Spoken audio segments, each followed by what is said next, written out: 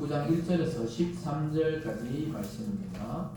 제가 가진 성경으로는 신약 251면 2면 로마서 9장 1절에서 13절까지인데요. 제가 3절까지만 봉독해 드립니다.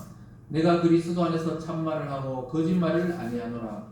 나에게 큰 근심이 있는 것과 마음에 그치지 않는 고통이 있는 것을 내 양심이 성령 안에서 나와 더불어 증언하노니 나의 형제 곧 권력의 친척을 위하여 내 자신이 저주를 받아 그리스도에게서 끊어질지라도 원하는 바로라. 아멘. 기도하겠습니다. 사랑의 하나님 아버지 감사드립니다. 오늘도 우리에게 귀하고 복된 말씀을 허락하여 주시니 감사드립니다. 오늘 듣는 이 모든 말씀이 하나님이 우리 성도님들 각 마음에 행하시는 하나님의 음성으로 듣게 하여 주시고, 특별히 이 자리에 나오지 못하고 영상을 통해 말씀을 받아 듣는 모든 성도들에게도 동일한 은혜와 축복을 주시고 하나님을 더 깊이 알고 더 가까이 할 수 있는 은혜의 시간이 되어질 수 있도록 축복하여 주시옵소서. 감사드리며 예수님 이름으로 기도드리옵나이다. 아멘. 오늘 말씀을 중심으로 왜 나는 나고 너는 너냐, 제목이 좀 특이한데요. 원래는 선택과 유기 이렇게 하려고 그러니까 말을 좀 쉽게 풀이하다 보니까 왜 나는 나고 너는 너냐, 이 말은 왜 우리는 구원을 받았고 택함을 받고 왜 또 택함을 받지 못한 사람은 왜 유기라 그러거든요. 신학적인 용어로는 선택과 유기 이렇게 제목을 정하면 좋겠지만 뭔지 잘 못 알아들으시니까 왜 나는 이렇게 구원을 받고 너는 이렇게 아직 구원이 안 된 사람도 있고 영원히 구원을 못 받는 사람도 있고 이것이 도대체 무엇인가, 이런 내용을 좀 다뤄보려고 합니다. 저희 교단에서 아주 특이한 가정 중에 5분의 형제가 모두 목회를 하시는 분이 있어요. 목사 안수를 받고. 그래서 올해 제일 그 큰 형님이 은퇴하신 목사님이 계세요. 그 5분의 목사님들 중에 이게 특이하죠. 이 모든 형제가 예수님 믿기도 힘든데 5분이 모두 목사 안수를 받고 주님의 종이 되어서 목회를 한다는 것은 참 가문의 영광이고 또 가정의 기쁨이 아닐 수 없습니다. 그런 반면에 또 모든 형제와 친척들은 예수님 안 믿는데 어떤 분은 또 자기 혼자 예수님 믿다가 또 자기 혼자 이렇게 목회를 하면서 늘 오늘 이 사도 바울의 기도처럼 눈물로 기도하는 거예요. 부모가 전도되도록, 형제 자매가 전도되도록, 일가 친척이 전도되도록 이 기도하는 그런 목사님도 계셨어요. 그래서 결국은 선교사까지 파송되고 지금은 아마 그 부모님들이 전도되었다는 그런 소식을 예전에 들은 적이 있었습니다. 그래서 막 중국까지 선교 가고 이랬는데도 그 부모님들이 호적에서 파낸다. 이 장손이 말이야 제사도 안 드리고 예수를 믿고 더구나 막 안수를 받고 막 선교하러 간다니까 이해할 수 없었겠지만은 지금 예수님 믿으니까 아주 그 기도에 부모님들이 되셨죠. 그리고 어쨌든 간에 보면 참 누구는 이렇게 온 집안이 예수님 믿고 또 온 이 형제들이 교회만 나가는 것도 아니고 안수를 받고 목사가 5형제가 다 된다는 게, 거기 보면 또 우리나라 감리교 목회자들 중에도 5형제가 다 목회하는 경우가 있어요. 아주 드문 경우입니다. 그래서 우리 교단에도 이 크지 않지만 우리 교단에도 그런 가정이 있어요. 그게 참 부러워요. 그래서 원래 은퇴하신 그 제일 큰 형님이 원래 정년 퇴임하시고 또 다른 분에게 이제 교회를 이렇게 물려주셨는데 그 또 아들이 지금 목사 안수하고 미국 유학 가서 또 목사가 된 또 그런 케이스가 있습니다. 참 놀랍게도 하나님의 은혜죠. 그런데 가만 생각하니까 저도 어릴 때 이걸 말씀을 준비하면서 가만 생각하니까 저는 어릴 때 이 주일날 항상 이 아침에 만화 영화를 많이 했거든요. 그 당시에. 그래서 교회를 잘 안 가려 그러면은 형하고 누나가 가야 된다고 이렇게 데려가기도 하고 주일학교에 시골 교회 데려가고 이랬어요. 그런데 어느 날 가만 생각하니까 지금은 또 저만 또 이렇게 교회를 다니고 예수님 믿고 어떠다 또 제가 이 목사 될 그게 아닌데 목사님까지 돼가지고 목회를 하고 있고 저희 형님하고 누님은 또 교회를 잘 안 나와요. 언젠가 나오시겠지만 참 놀랍게도 역전이 되어 있는 거예요. 그때는 막 제가 철도 없으니까 어릴 때니까 그냥 막 교회 학교에 가서 주일 학교 그냥 오전 9시 그때는 예배 드리거든요. 주일 학교는 따라가고 이랬는데 그리고 우리 형님은 막 학생회장도 하고 이랬거든요. 학교에서 교회에서. 그런데 지금은 또 교회를 안 다니시고 그거 참 신기한 거예요. 그러니까 참 이 구원에 있어서는 알 수가 없는 거예요. 나는 어떻게 예수님 믿게 되고 또 중간에 교회를 안 다니다가 또 어떻게 전도가 돼가 또 교회를 다니게 되고 또 이렇게 하고 있고 또 형하고 누나는 어쩌다가 이렇게 교회를 안 다니게 되는지 제가 물어본 적은 없는데 지금 가만히 이제 말씀을 생각하면서 보니까 어떻게 이렇게 되었을까. 그리고 또 저희 아버님은 예전에 뭐 교회 시골에 윷놀이 할 때 한 번씩 왔지 교회를 다니시던 분이 아니란 말이에요. 윷놀이 할 때 대표 선수로 오고 이랬지만은 교회는 또 안 다니시고 이랬었는데 어쨌든 지금 또 세례 받으시고 또 몸이 불편해가지고 이 예배당까지 못 오지만 어쨌든 이 그런 이 참 신기하다 이 말이에요. 그러니까 형제가 다 목회하시는지가 또 희한하고 또 어떤 분들은 교회를 다니다가 안 다니는 경우도 뭐 하나님 또 택하셔서 부르시기도 하겠지만 만약에 우리가 정말로 이 믿음이 있어서 성경을 그대로 보면 천국과 지옥이 있고 이 세상이 끝이 아니잖아요. 그럴 경우에 상당히 심각해지는 거예요.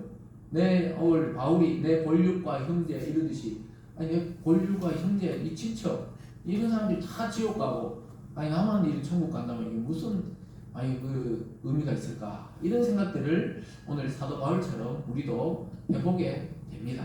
그래서 아마 여러분들 중에서도 참 나도 예수님 믿고 마음이 편안하고 구원의 은혜가 있고 이러는데 아직까지 자기 친척, 자기 형, 누나, 오빠, 동생 아직도 안 믿는다면은 우리가 천국과 지옥을 확신한다면은 이게 심각해지는 거예요. 야 이거 전부 내가 지금 이 눈으로 보는 형제 자매들 또 예전에 살았던 그 시골 동네 사람들 다 지옥 가고 뭐 우리만 천국 가면 이게 무슨 그 기쁨이 있을까 이런 생각들을 또 해보게 됩니다. 그래서 가족만큼 가깝고 가족만큼 이 사랑하는 사이도 없잖아요. 그런데 가족들이 만약에 지옥에 다 떨어지고 나는 뭐 천국 가는 게 괜찮다 이렇게 무덤덤하게 이렇게 바라볼 수 있는 그런 사람은 없을 것입니다. 그래서 사도 바울도 자기는 유대인들에게 엄청 핍박받았거든요. 근데 사도 바울이 그건 오해다. 나는 정말 유대인을 사랑하고 내 형제와 친척을 사랑하는데 너희들이 지금도 안 믿는 것이 너무 안타깝다 이러면서 오늘 본문에 9장으로 넘어오면서 본문의 내용을 쓰고 있는 거예요. 그래서 8장까지는 우리가 지난주에 살펴본 8장까지는 좀 구원의 이론에 대한 거라면 이제 8장부터는 좀 이 실전에 대해서 쭉 이야기 나와요. 그래서 로마서 16장 중에 이제 반이 끝나고 9장부터 이제 시작하는 부분에 있어서는 너무 안타깝다는 거예요. 그러다 보니까 자기는 하나님에 의해서 이방인으로 즉 유대인이 아닌 사람을 전도하러 가게 되었지만 사실은 내가 참 지옥에 가고 하나님께 끊어질지라도 내 형제와 내 가족이 구원받기를 원한다 이렇게 고백하고 있는 겁니다. 아마 여기 앉아 계시는 또는 영상으로 보고 계시는 우리 형제 자매들 이 성도님들 중에서도 참 나는 이렇게 예수님 믿고 인생도 바뀌고 삶도 바뀌고 이런데 아직까지 믿지 않는 형제 자매들 골육 친척들 보면은 참 이 마음이 안타까울 때가 아마 늘 그렇진 않지만 우리가 어떨 때 가만히 묵상해 보면은 너무나 안타깝다는 생각을 해보게 됩니다. 아니 어릴 때 열심히 막 찬양하고 기도하고 막 이놈 자식아 교회 가야 된다고 막 나는 막 데리고 가는 이 형 누나들은 지금은 또 안 다니고 있고 나는 막 그렇게 뺀질뺀질 하다가도 지금 이렇게 다녀가지고 예수님을 알고 복음을 전하는 자가 됐고 이 참 신기한 거예요. 신기하면서도 빨리 그래서 우리가 목요 기도회 때마다 가족을 위해 기도할 때 여러분들 다 가족을 구원을 위해서 기도하는데 더 느끼잖아요. 왜냐하면 이 세상이 끝나면은 기회도 없거든요. 이 세상에서 다 믿어야 되기 때문에 참 이 간절히 기도할 수밖에 없는 것이죠. 근데 성경을 보면 놀랍게도 언약의 가정 아브라함이 믿음의 조상이잖아요. 근데 그 믿음의 조상인데 그 첫째 아들이 하가를 통해 낳은 이스마엘이라는 아들이 첫째 아들인데 전혀 신앙이 없이 세상으로 흘러가 버리고 또 자기 부인 사라를 통해 낳은 이삭은 잘 하나님을 믿었어요. 아주 순종의 사람으로. 그러니까 똑같은 그 아들이지만 이스마엘은 하나님 없는 세계로 더 심각하게는 이삭의 아들은 야곱과 에서는 쌍둥이인데도 불구하고 에서는 신앙이 없어요. 에서는 쌍둥이 중에 형인데 근데 야곱은 또 굉장히 속이는 자거든요. 이 사기꾼 비슷하게 아주 잘 속이는데도 하나님 택하심을 입고 또 믿음의 자손과 언약의 그 조상이 됩니다. 그러니까 이게 알 수가 없는 거예요. 우리가 참 오늘날도 그렇지만 고대의 이 성경을 봐도 하나님의 선택과 하나님의 그냥 버려두심에 대해서 우리는 이 신비에 속하기 때문에 알 수가 없지만 우리는 우리의 가족들을 위해서 우리의 친척과 이웃을 위해 끝까지 기도해야 될 줄 믿습니다. 그래서 사도 바울도 오늘 마음의 고통에 대해서 이야기하고 있어요. 자기는 유대인으로서 자기 동족을 사랑하고 자기 형제 자매를 사랑하고 자기 가족을 향한 그 마음이 뼈저리게 오늘 녹아 있는 게 오늘 이 9장 초반부의 사도 바울의 고백입니다. 왜 그렇게 되었는지 자기는 정확하게 설명합니다. 구원은 우리의 입장에서 바꿔낼 수 없는 하나님의 일이기 때문에 자기가 그렇게 기도하지만은 또 구원은 자기 마음대로 구원을 시키고 말고 할 수가 없다는 거예요. 사도 바울이 수많은 사람을 전도했지만 그건 자기가 전도한 게 아니라는 거예요. 하나님의 때에, 하나님의 순간에, 그 시간에 하나님이 그 사람을 구원하기 위해서 자기가 잠시 사용되었을 뿐이지 구원은 자기의 일이 아니기 때문에 유대인들에게는 아무리 설명해도 이걸 안 받아들여요. 근데 이방인들에게는 어떤 사람들은 반대하지만 어떤 사람은 또 받아들여요. 그것을 알 수 없다는 거예요. 여러분도 아마 교회로 전도될 때 이상하게 누군가 탁 그냥 교회 갑시다 그랬는데 그날따라 마음이 열려가지고 그냥 교회로 갔다가 예수님의 복음을 듣고 또 믿게 되었다는 것입니다. 왜 그렇게 되는지 우리도 알 수가 없죠. 여러분, 그래서 오늘 말씀을 통해 우리가 예수 그리스도 안에서 부름을 받고 구원을 받은 이 사건이 얼마나 위대하고 신비한 일인지, 또 하나님의 그 사랑의 열심히 저와 여러분을 여기까지 인도했고 구원했다는 사실을 깊이 깨닫는 시간 되시길 주님의 이름으로 축원합니다. 오늘 첫 번째 보면요, 사도 바울의 애타는 소망이 하나 있다고 이야기하고 있습니다. 사도 바울은 끝까지 자기 동족을 위해서 기도했어요. 자기 동족을 향한 그 사도 바울의 사랑은 오늘 여기에 고백뿐만 아니라 딴 데도 계속 드러납니다. 근데 끝까지 자기 동족 유대인들은 거의 많이 믿지를 않았어요. 끝까지 사도 바울을 오히려 배신자다, 그리고 이단, 예수를 믿는 이단하다, 이렇게 하면서 바울을 굉장히 공격했다는 것을 알게 됩니다. 나중에는 돕을 들어서 다 그냥 쳐서 사도행전에 보면 바울을 죽이려고 막 했을 정도로 이상하게 적대감을 가지고 자기 동족에게 오히려 쫓겨다니고 위협을 당하고 이랬던 인물이 바울인데, 바울은 그래도 자기 동족 유대인을 싫어하지 않는다고 오늘 고백하고 있습니다. 바울의 진심은 결코 그렇지 않다는 거예요. 일부 유대인들이 바울 저 사람은 유대인을 싫어한다, 또 자기 동족이지만 저거는 저 적대자다, 이렇게 했지만 바울은 아니다. 나는 얼마나 너희를 사랑한지 아냐. 내가 저주를 받아서 그리스도의 구원에서 끊어질지라도 여러분이 구원받기를 원한다고 이야기하고 있습니다. 그래서 복음을 전하면서도 항상 사도 바울은 마음의 고통이 한편에 있었는데 그것이 바로 자기 동족의 구원의 문제였어요. 아마 오늘날 성도님 중에 여러 사람을 전도했지만 아직까지 자기 형제 자매, 자기 친지들을 이렇게 구원으로 인도 못했을 때 마음에 짐이 있는 거예요. 내 남편, 내 부인, 내 자녀, 내 형제, 아마 그런 것에 대해서 오늘 바울이 이야기합니다. 그게 1절에서 3절까지 바울의 고백인데요. 한번 볼까요? 1절에서 3절까지입니다. 내가 그리스도 안에서 참말을 하고 거짓말을 아니하노라. 나에게 큰 근심이 있는 것과 마음에 그치지 않는 고통이 있는 것을 내 양심이 성경 안에서 나와 더불어 증언하노니, 나의 형제 곧 권륙의 친척을 위하여 내 자신이 저주를 받아 그리스도에게서 끊어질지라도 원하는 바로라. 자기가 마음의 고통이 그치지 않고 있다는 거예요. 왜냐하면 유대인들이 믿는 그 율법으로는 죄를 깨닫게 하지만 구원은 안 된다는 사실을, 자기가 구원하신 주님을 다메섹에서 만난 이후로 이걸 깨닫고 나서는 여기서 그치면 안 되고 주님을, 예수님, 메시아를 믿어야 구원받는데, 이 사람들이 하나님을 다 아는 척 하면서도 예수님을 모르니까 오히려 모르던 이방인들은 복음 듣고 막 받아들이고 성령의 역사가 나타나는데, 하나님을 오랫동안 믿어왔던 자기 동족은 완전히 잘못 믿고 있으니까 마음의 고통이 그치지를 않는다는 거예요. 아마 여러분들도 그럴 거예요. 제가 목사 그 안수를 다 받고 나서 제일 기도 때마다 근심 걱정이, 아니 나는 이렇게 구원받고 또 여러 사람 위해서 설교하고 여러 사람 위해서 그 당시에는 막 또 수련회도 가고 또 이런 사람 위해서 복음을 전하는데, 아니 양쪽이 아버지들이 아직 안 믿는다고, 그때는 안 믿으셨으니까 굉장히 그 마음의 고통이더라고요. 아니 이대로 만약에 돌아가시면 큰일인데, 이 생각을 막 자다가도 하고 새벽 기도할 때도 항상 각성이 돼요. 그 바울의 말이 뭔 말인지 이해가 되더라고요.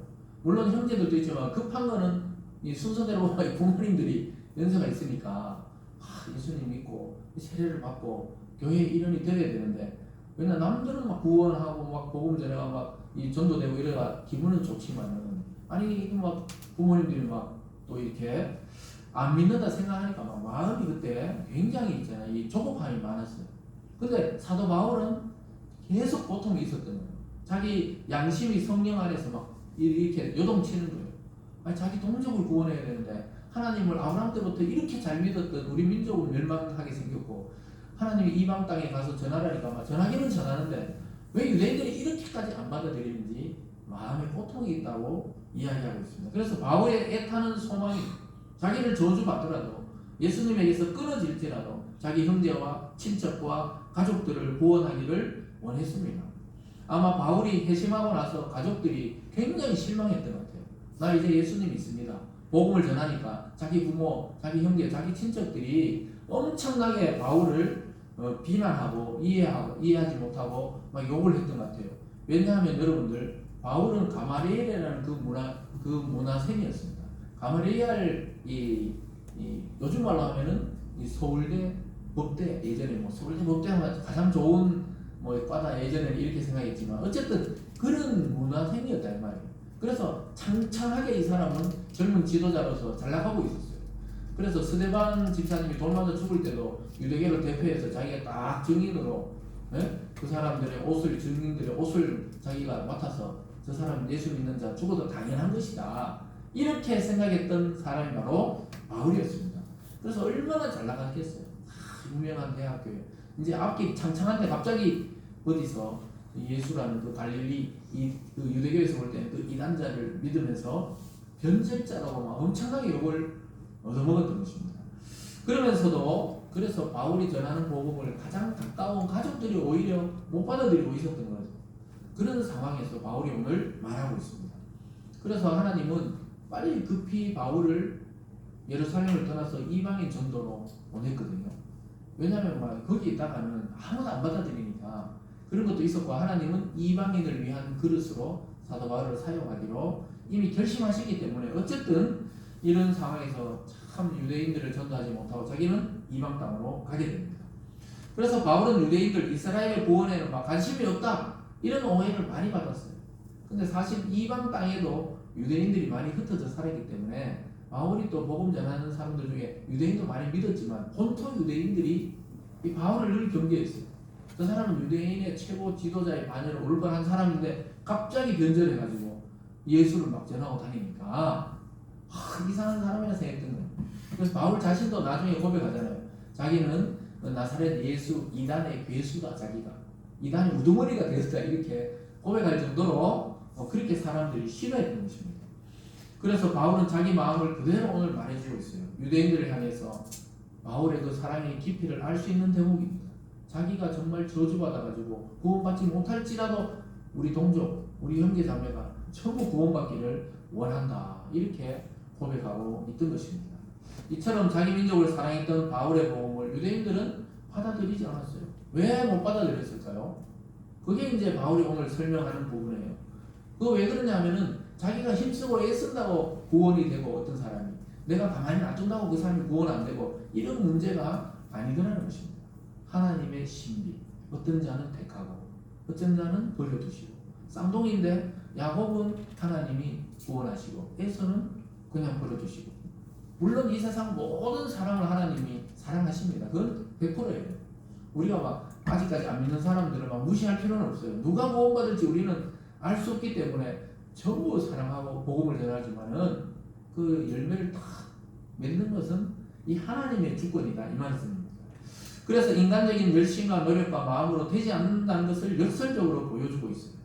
여러분, 바울조차도 자기가 예수 믿는 자를 핍박하던 자잖아요. 이해하시죠?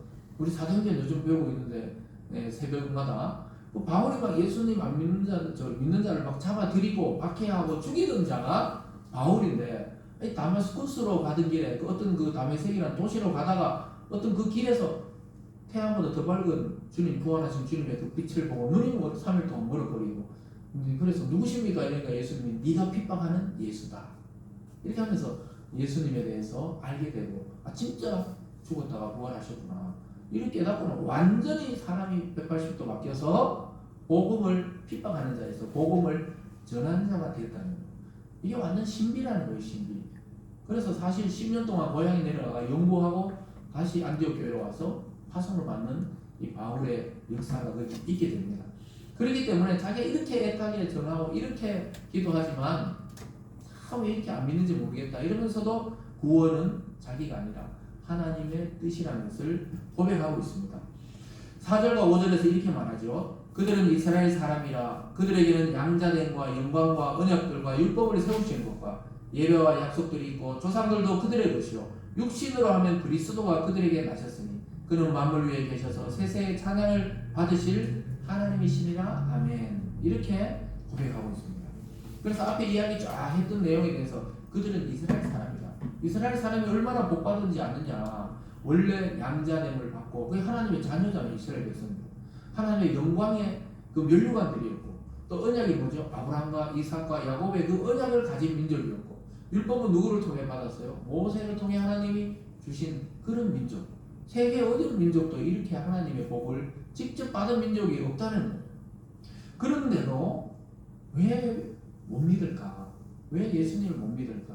그걸 생각하던 바울이 조금 있다가 이제 또 설명을 합니다. 어떤 사람은 구원받고 어떤 사람은 내가 이렇게 애쓰고 힘써도 전도가 안 되는 경우가 있잖아요. 참 그럴 때 애가 타죠. 그래서 하나님이 이보다 더 많이 복을 주신 민족이 없어요. 그런데도 구원에 이르지 못했다는 사실을 보여주고 있습니다. 그래서 이 사실은 아무리 복음을 전하고 말씀을 전해도 참 귀가 열리고 마음이 열려서 믿음으로 받는 사람이 있고 아무리 그렇게 이야기해도 안 믿어지는 걸 어떻게 해요? 자기도 안 믿어진다는데 참 그게 신비라는 거예요. 오늘 두 번째로 보면은 그럼 어떻게 사람은 구원에 이르게 되느냐? 그것은 약속의 말씀을 듣고 거듭나야 된다고 말씀하고 있습니다. 그 사람이 엄마 뱃속에서 태에 10개월 있다가 보통 태어나듯이 말씀을 통해 다시 인간이 태어나야 된다고 말씀하고 있습니다. 아브라함의 자녀들이라고 자동적으로 예수님 믿고 하나님의 자녀가 되어서 구원받는 게 아니라는 거예요. 말씀을 듣고 거듭나야 된다 이렇게 말하고 있습니다. 어느 날 한밤중에 니고데모라는 그 율법학자가 예수님을 찾아왔죠. 그래서 예수님 당신을 랍비여 이랬죠. 그래서 선생님 아니 사람이 어떻게 하면은 거듭날 수 있습니까? 아니 사람이 참 어떻게 하면 구원받을 수 있냐니까 예수님이 거듭나야 된다 이렇게 말했어요. 그러니까 이 니고데모가 나이 많은 율법학자가 아니 내가 지금 나이가 많은데 내가 다시 엄마 뱃속에 태에 들어갔다가 어떻게 나올 수 있냐니까 예수님이 유대인의 선생으로서 왜 그렇게 어리석은 말을 하느냐. 사람이 그리 나는 게 아니고 성령으로 말씀으로 거듭나야 된다 이렇게 말했거든요. 그런데 오늘 이 성경에서 바울도 똑같은 이야기를 하고 있는 거예요. 사람이 그냥 육신으로 내가 예수님 믿는 부모 밑에 태어났다고 해서 예수님 믿는 게 아니에요. 또 몇몇 그 목사님들 중에는 그 자녀들이 교회를 안 다녀요. 목사 자녀인데. 그러니까 어릴 때는 막 아버지 엄마 따라 교회 갔지만 자기들이 크고 나서는 그렇게 기도해도 끝까지 안 믿고 그 마음의 고통을 안는 목회자들도 있어요. 자기 자녀들이 어느 순간에 교회를 떠나서 안 돌아오는 거예요. 장로님들 자녀들 중에도 떠나서 안 돌아오는 거예요. 그래서 막 어릴 때는 협박도 하고 또 이제는 사랑도 하고 막 이렇게 바뀌었죠. 그렇게 했는데도 여전히 아직 안 돌아오는 그런 자녀들이 있는 거예요. 그와 같이 그런 걸 어떻게 우리가 다 아냐고 지금 설명합니다.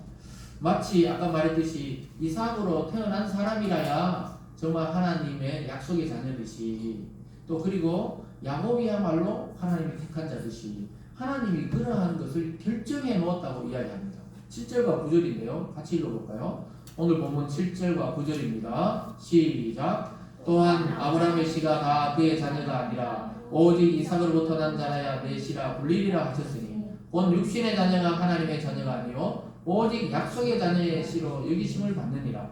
약속의 말씀은 이것이니 명령 이때 내가 이르니 사라에게 아들이 있으리라 하심이라. 여기서 이야기하죠. 어떤 자녀가 이거 하나님의 자녀가 되느냐. 하나님이 약속의 말씀을 통해 태어난 자라고 이야기하고 있습니다. 여러분 이삭이 어떻게 출생했습니까? 아브라함이 하나님 불러낼 때 네 자손이 하늘의 별같이 바다의 모래같이 많아지게 하겠다. 그 약속을 받은 게 75세 뭐 이쯤 됐을 때인데 100세가 되도록 자기 진짜 씨는 없었어요. 그래서 야 이건 뭐 안 되겠다 싶어가지고 하나님께 이 충직한 종 중에 이제 입양을 해가지고 이 사람을 그냥 약속의 자녀로 삼읍시다. 이게 하나님이 아니라 그래요. 그래서 세월을 좀 더 보냅니다. 이 자기 나이는 100세가 다 돼가고 사라는 90이 다 돼갈 때 이래서 안 되겠다 싶어가 역시 여자가 지혜가 있어요. 그래서 이야기하죠. 사라가 자기 여종을 자기 남편에게 넣어서 애를 넣으면 자기게 되거든요. 소유니까.